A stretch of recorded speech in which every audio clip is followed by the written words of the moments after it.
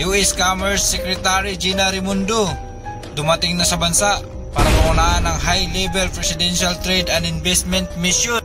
Ito ang video, panoorin nyo, i-share nyo at i-like nyo para makita ng ating mga kababayan.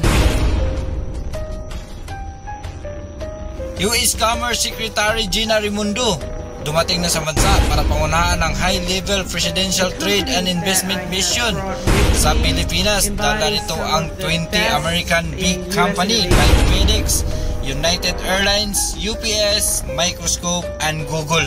Asahan naman natin mga kawan na milyong-milyong Pilipino ang makikinabang. Nangako ng $1 billion na halaga ng investment ang mahigit 20 company sa Estados Unidos sa pagbisita ni US Commerce Secretary Gina Raimondo. Grabe, maraming salamat US Commerce Secretary Gina Raimondo at kay PBBM sa malaking investment na to. Marami na naman tayong mga kababayan ang matulungan nito sa trabaho. Yan, maraming salamat.